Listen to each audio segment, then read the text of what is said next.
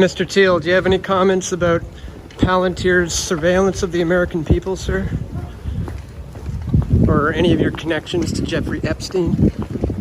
Come with me if you want to live. About that last particular one. You're setting up a Big Brother surveillance system, and people know it, sir.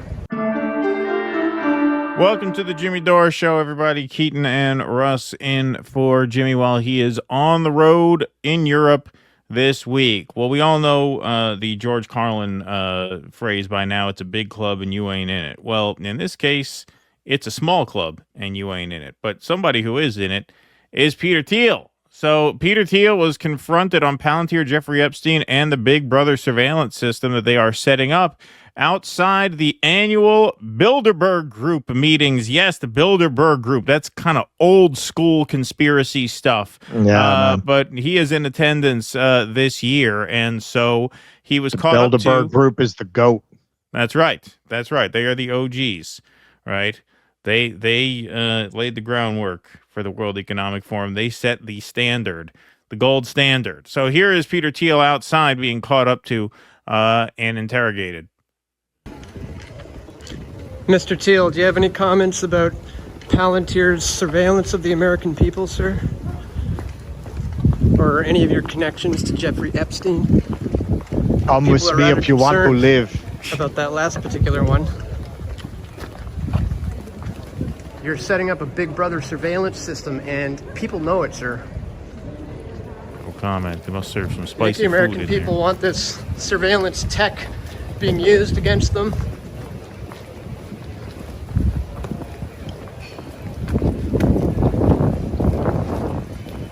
Any comments at all on the Epstein connections? Walk faster. You were meeting with them.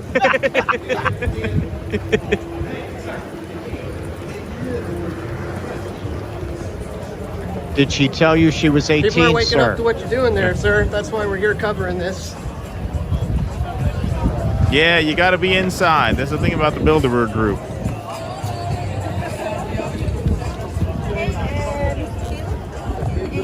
Oh, look. More people find him. Well, that's as close as you can get. Peter Thiel was booking it. That man picked up the pace. The second the word Epstein came out, it seemed he started getting a little faster. Yeah, I noticed that. Stone cold Peter Thiel.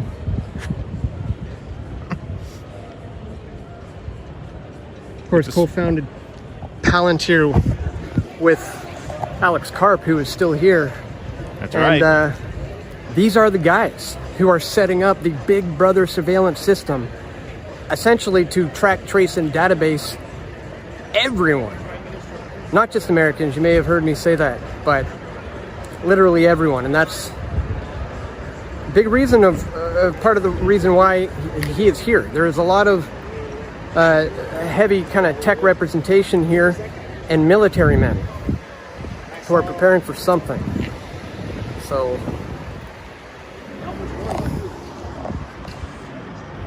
Peter Thiel in the house. All right.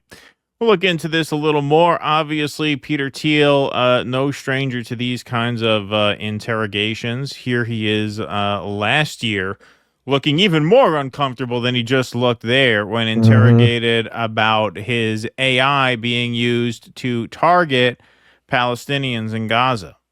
So what do you think about the use of artificial intelligence or lavender by the IDF in identifying Hamas targets?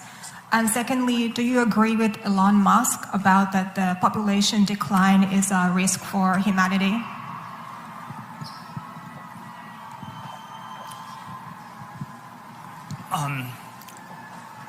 Look, I'm not, without going into all the I'm not on top of all the details of what's going on in Israel because my bias is to defer to Israel. It's not for us to second guess everything, and I believe that broadly the IDF gets to decide what it wants to do, and that they're broadly in the right, and that's sort of the perspective I come back to. And if I fall into the trap of arguing you on every detailed point. I would actually be conceding the broader issue that the Middle East should be micromanaged from Cambridge, and I think that's just simply absurd. And so I'm not going to concede that point. And what was the other? I love the way he says, and what was your other question? Like, usually when you're presented with the option to take the easy one or the hard one, you take the easy one. He took that one, and then he's like, yeah, what was the other one? What was the other question? Yeah. He choked. Yeah, man.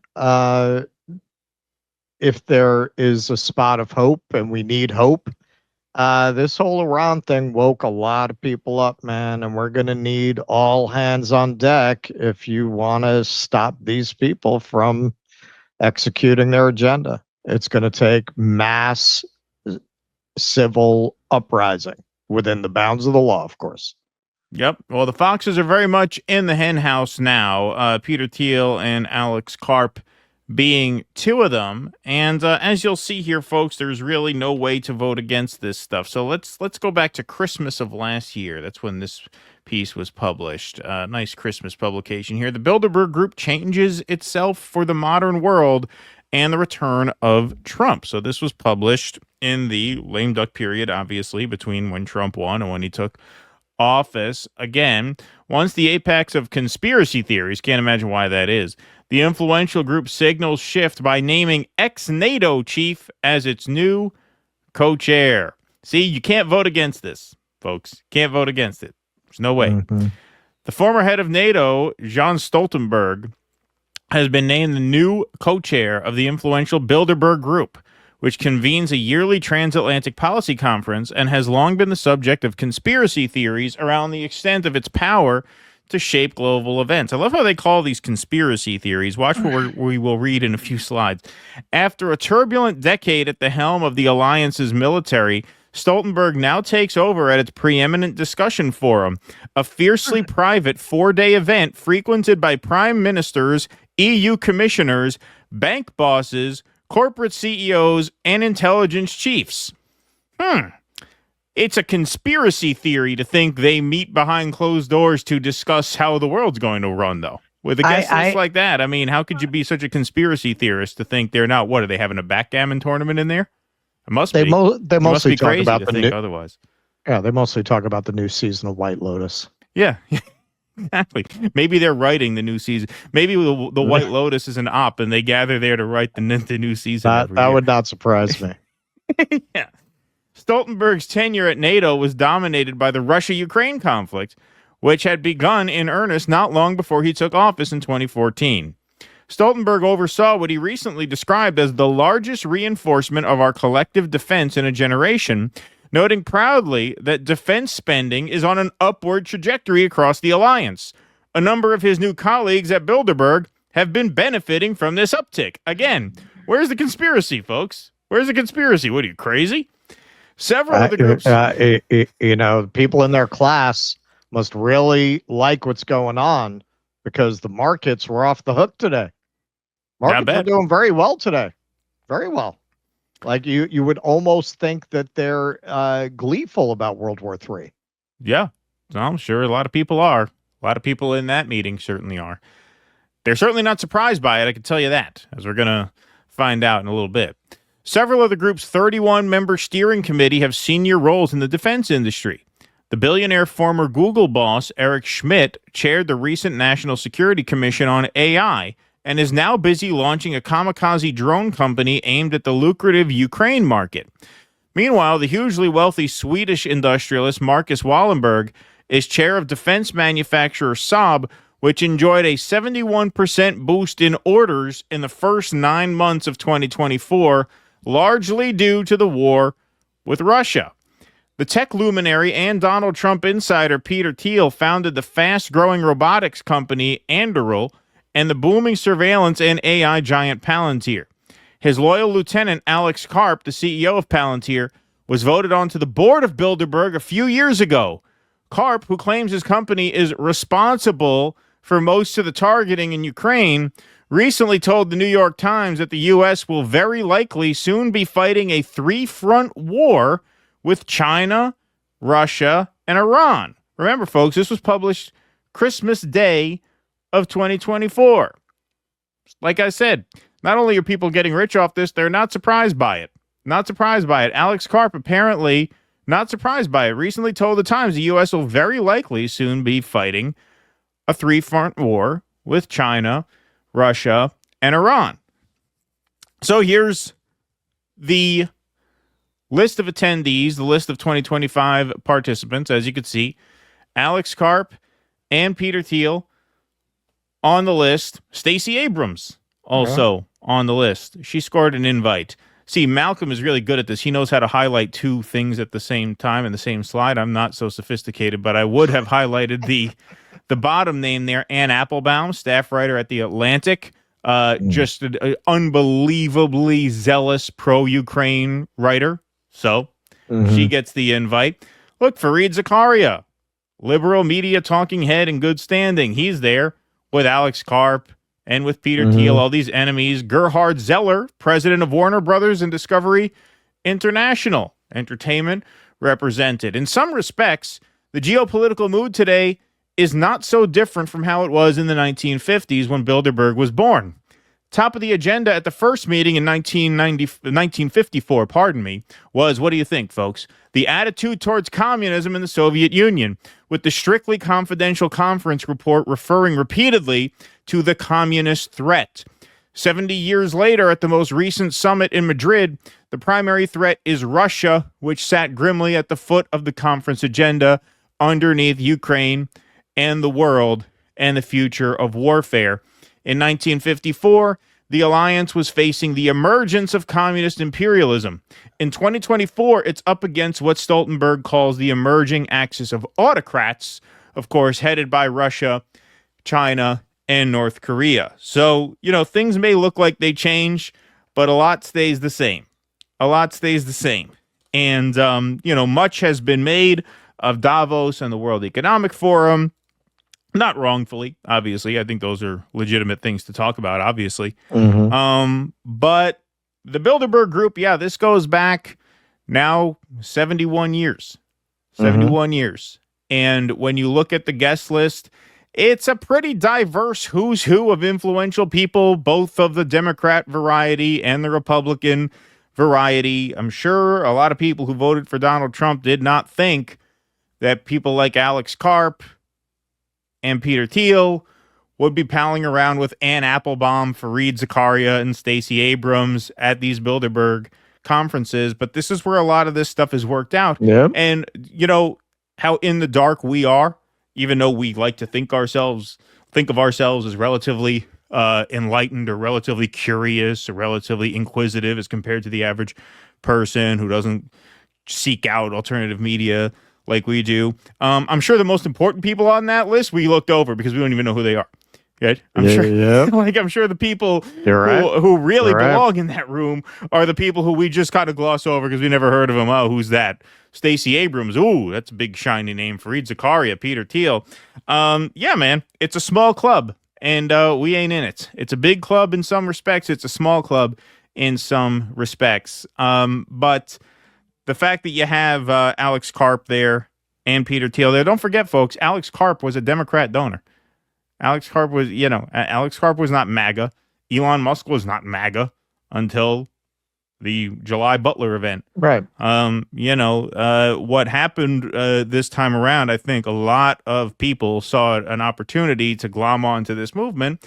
They saw a leader who was very malleable and apparently very lazy, apparently too lazy to make a speech when we're on the brink of World War III. Yeah. And so they had their way with him. And the it's a shame. Parade tired him out. It's a shame. And if you don't believe me, you don't think they had their way with him, here is some footage from Trump's hugely successful military parade. Woo! Palantir! Woo!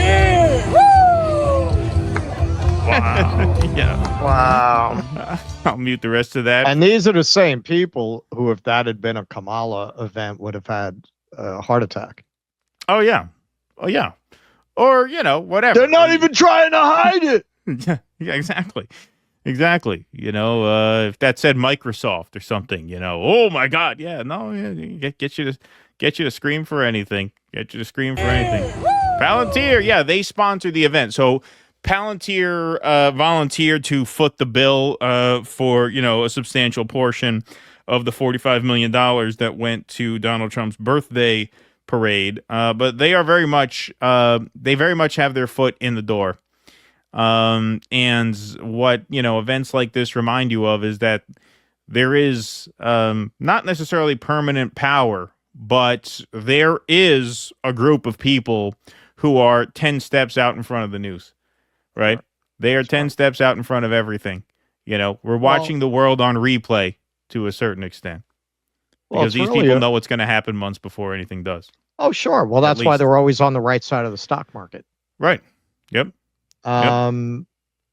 Yeah, it's really amazing. If you go back and you read Edward Bernays' propaganda, kind of the foundational text of modern psyops, really. It's all pretty much laid out there. Like what he's describing, the techniques for controlling and manipulating the public. Of course, he doesn't put it in those terms. He tries to make it sound like a benign and natural and necessary process of consensus building that can't possibly be used against the population. But the techniques that he lays out and the assumptions he has there, you could have written that yesterday with just different technology being referenced. He basically lays out, hey, you have a few hundred leading people in different sectors of society, and what public relations, as he calls it in the book, has figured out is that it's very expensive to try to reach a mass population, one person at a time. It's much more cost efficient to get to an influential person and use your capital and influence and public relations project to get that person to represent your interests. It's really worth reading because you can really see the genesis of where we are now and how they're thinking. They never stopped doing it that way. What is the Bilderberg Group? The Bilderberg Group is what he's describing. It's those people who set your agenda. He describes there how, the velvet manufacturers want to sell more velvet. So they get a member of the royal family to wear some velvet, and now the velvet manufacturers sell. And to your point, if you're somebody who's tied into these people, that velvet is going to get sold in a couple of months, right? So you get it on the ground floor, you buy it, you make a fortune. That's how these people get rich. They stay rich and they keep getting richer. None of this has changed. It's just become much more sophisticated. You really do have the people at the Bilderberg Group. That's pretty representative of the people who are actually ruling you.